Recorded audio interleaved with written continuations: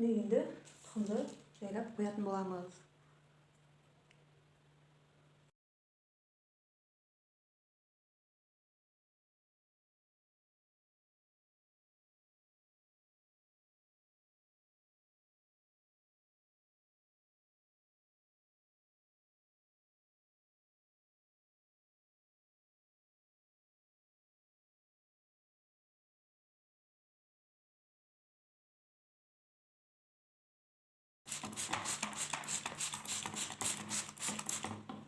Секілді үстіне тағы мақта қойып шығамыз.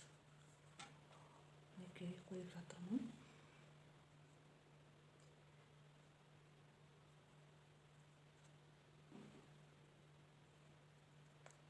Ар жағындағы суға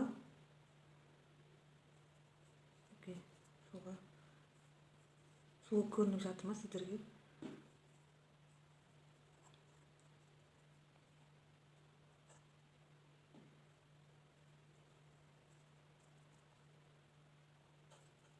Жақсылап жаптым. Тағы да сүретін боламыз.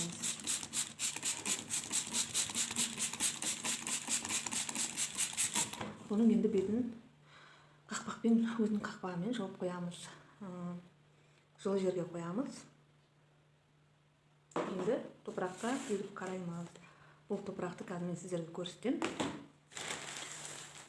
Жаңа топырақ.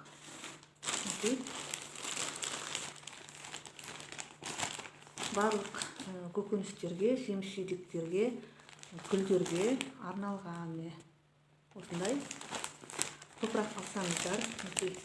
Мына жерде жазылып тұрады: азот, фосфор, калий деген өзінің құрамында минералды заттар бар.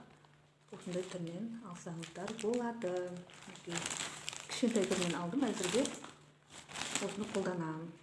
5 литрлігін. Енді осы топырақты қазір сулаймыз ылғалдап.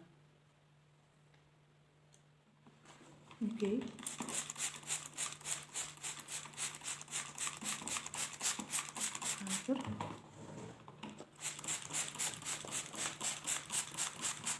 Жылы сумен ылғалдап жатырмын.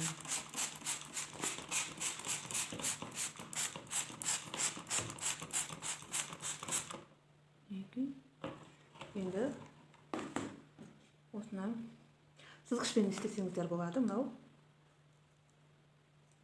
кез келген нәрсемен, карточкалар болама, телефон номердің сондаймен осындай белгі салып алсаңыздар өздеріңізге ыңғайлы. Бір тегіс болып бір бағытта өсуіне көмектеседі. Осылай міне. Енді осыған помидорларды қойып шығамыз. Помидор және перецтерді. Қазір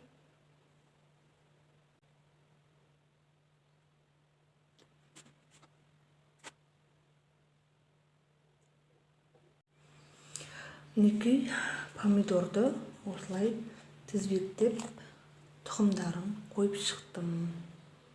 Енді осының үстіне тағы да топырақ себеміз.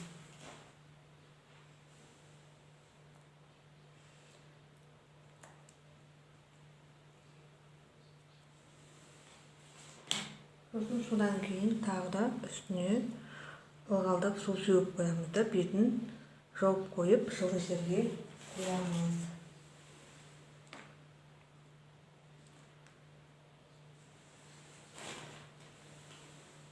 Қайсысынан бірінші шығатынын да көреміз. Осылай тұқымдарды көрсетпей қоямыз. Енді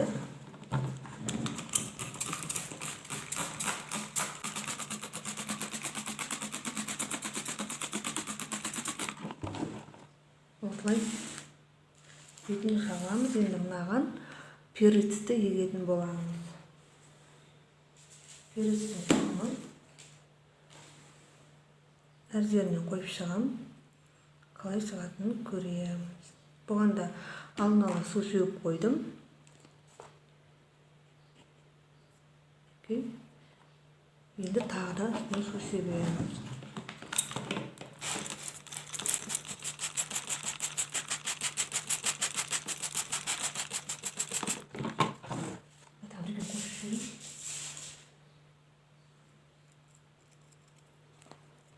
бұл перецті де мен бірінші рет егіп жатырмын. Енді топырақ себеміз.